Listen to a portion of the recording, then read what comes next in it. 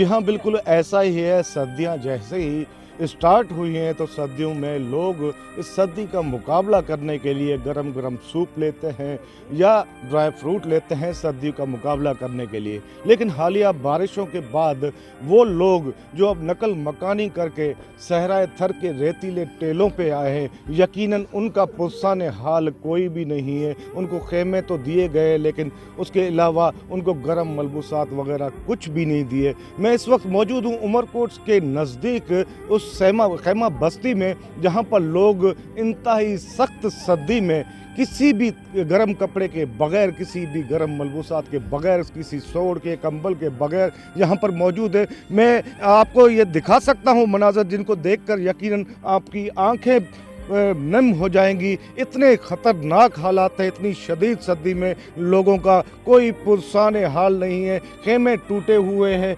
अंदर रखे हुई कोई गरम रज़ाई या गरम कोई मलबूसात नहीं है। छोटे छोटे मासूम बच्चे हैं, इनको देखकर यकीनन आपको भी रोना आ जाएगा। पाँव में चप्पल नहीं है।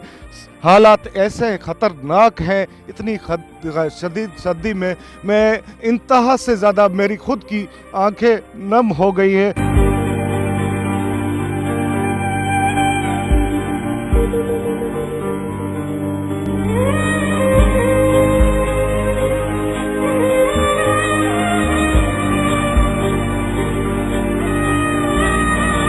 यहाँ पर बैठी हुई एक अम्मा है, उनसे बात करते हैं। अम्मा के सर्दी कितनी लगी थी? सर्दी अब घणी लगे थी। सर्दी सी मरा था का शे को थी मिले नी। जिम्मेदारी हथ कढे छड्या, बने बुडे गए, घर खरे गया, इत दड़े मथे प्याऊ को धड़ी न को धोरी बा।